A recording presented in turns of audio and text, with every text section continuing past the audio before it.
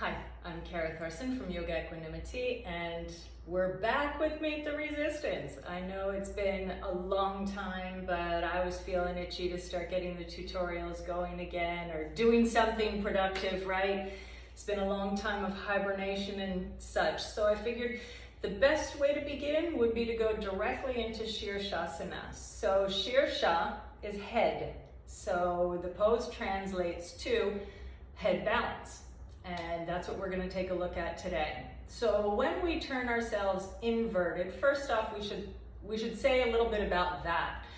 You know, we have these poses from standing all the way through inversions, back bends, and through the more complicated poses. So our inversions in Shirsha and Sarvangasana, Halasana, all of those poses, they really, our practice should always be translating from pose to asana. But inversions specifically give us another perspective. We're literally turned upside down. So what we're looking at, what we're perceiving, what we're entering into, what we're coming out of, we should be able to, at this point in our practice, see it from another's point of view. See it from another point of view. Maybe not another's, maybe some. It should be objective. In our practice, the whole reason that we're practicing is to look for objectivity, so that things aren't just that nucleus of me and I, but a we. What have we done? Like this whole thing that has happened in the world, it's a collateral we. Yeah, it's a collateral we. No one has been individual in this situation. Everyone went into shutdown. Everyone went into isolation. We were together. So it's a question of what we do together. And hopefully Shirshasana can kind of give us another insight into that and look into that. So for head balance, the first thing we're going to want to look at is to make sure that no rings, no bracelets. This I'm saying is okay. Some people may beg to differ and want that off, but I'm going to say that this is okay because it's thin. I'm going to keep mine on. But if you want to take it off, then you're more than welcome to take it off and just have a skin. And this is no problem, no problem. We fold a mat. I'm looking at a salamander. So cute, Florida. So we take a mat and we fold it into four so that we have a surface that we can rest on. From here, we will be placing the summit of the head to the floor and the back of the head into the cup that we are going to create with our hands.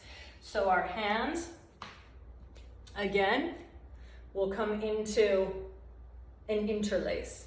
You're interlacing the fingers and you're bringing the corresponding thumb on top. So as you can see, when I'm showing you that, I'm already bending my wrists and bending the situation so that there's going to be a misbalance. We want to watch all of that to correct ourselves so that we're never just being dogmatic. Even if I'm dogmatic to the practice of Iyengar's yoga, I'm objective in the way that I do it. So remember, there's details that bring us everywhere. And if those details are ignored, then well, I don't know, we may get somewhere, but it may not be where we had hoped to get.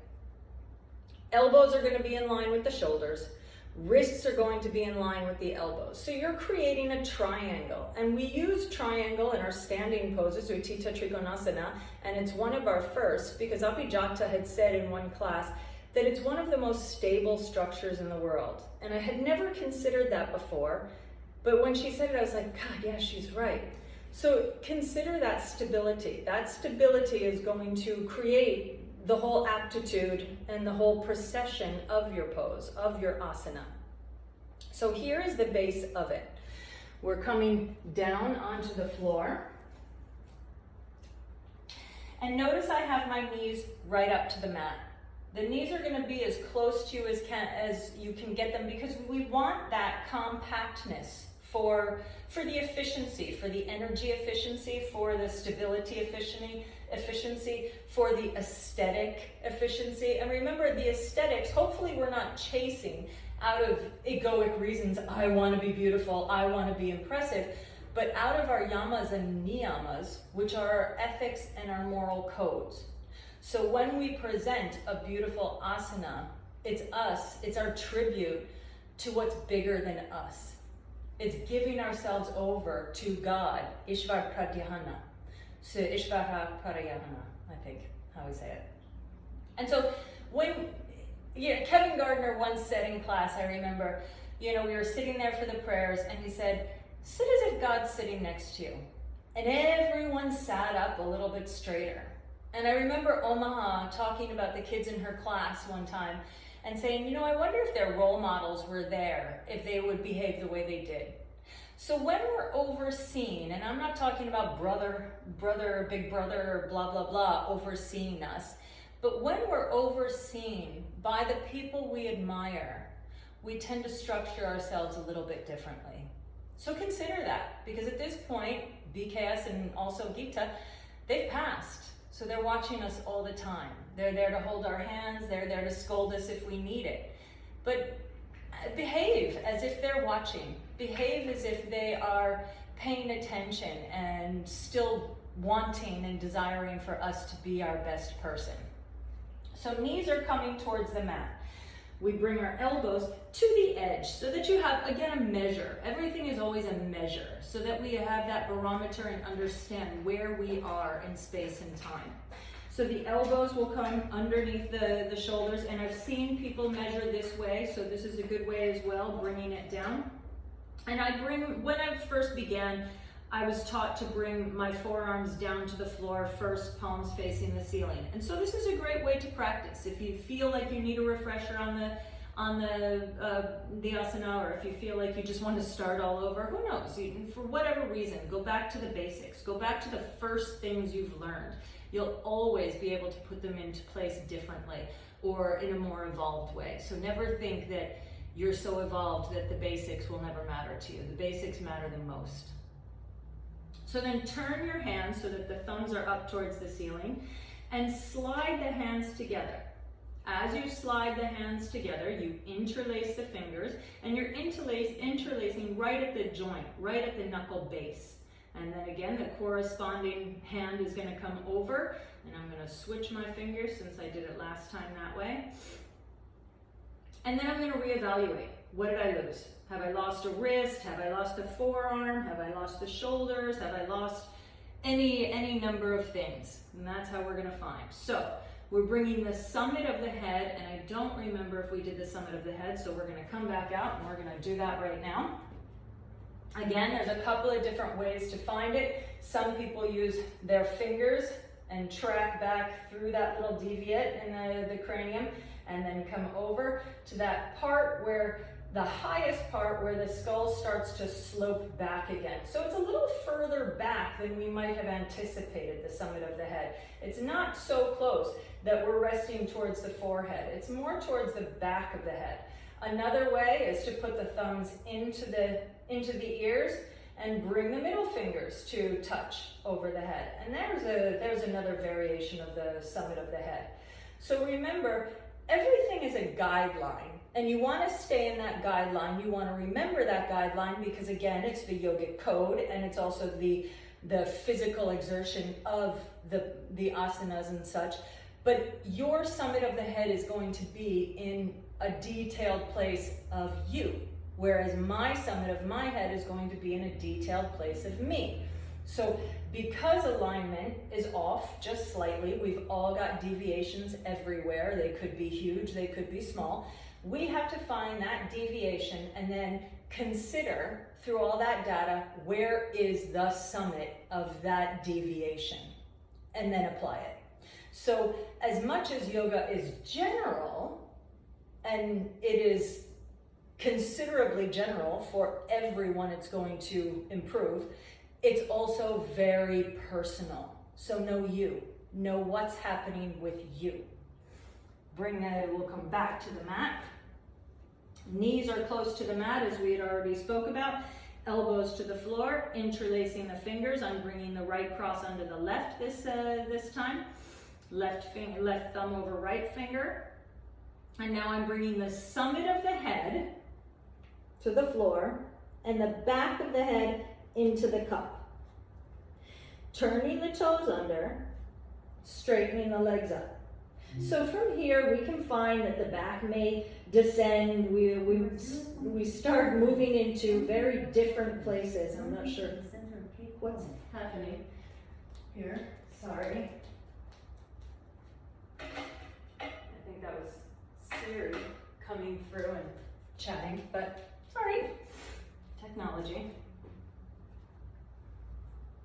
So from here, we may find that we start slouching or any variables can happen. So you're going to want to press through the arms and lift up. Let the head drop towards the floor. And as you lift up and reposition yourself, walk the feet forward to descend the head towards the floor. Bend the knees in. Turn the knees towards the ceiling. And wait. At each stage, wait for a moment. Check out what's going on in this stage for the progression. And then legs up. Shirshasana. To come down, we'll take the same road, so you're going to bend the knees, tuck the knees in towards the chest, and bring the feet down. Bring the knees down. Let the arms rest to the sides.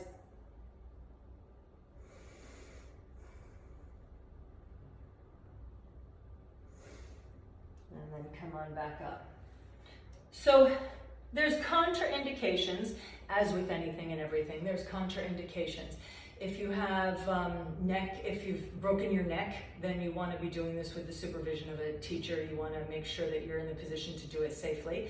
If you have cardiac problems, you're going to want to check with your doctor and make sure. I mean, with anything, you're going to want to check with your doctor to make sure that it's safe for you.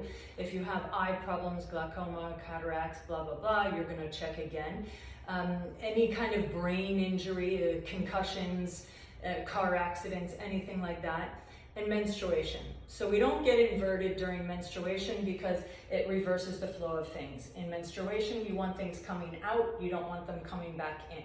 So be wary of that, be careful of that. And other than that, read Light on Yoga and check that out.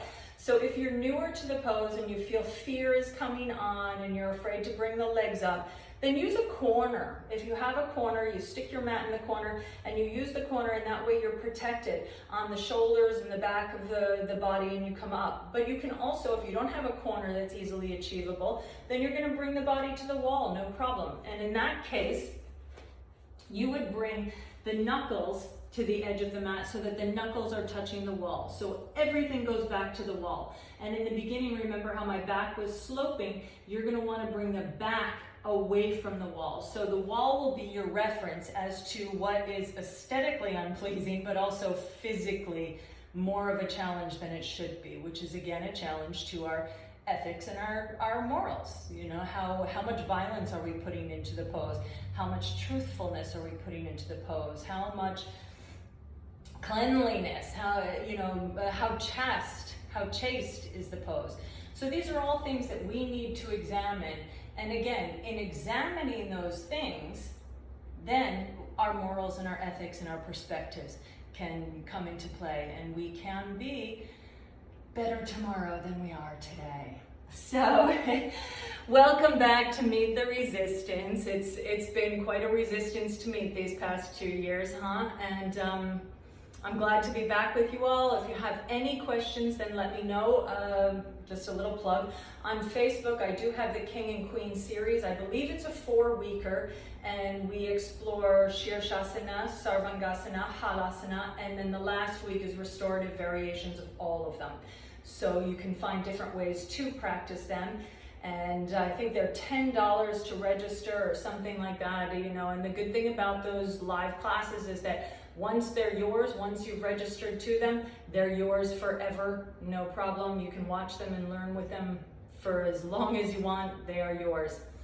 So thanks for tuning in. If there's anything that you want to learn about, or anything that you want to see, or anything that you want to discover, then let me know. And I'm a yoga fountain, so go for it. It's my favorite topic.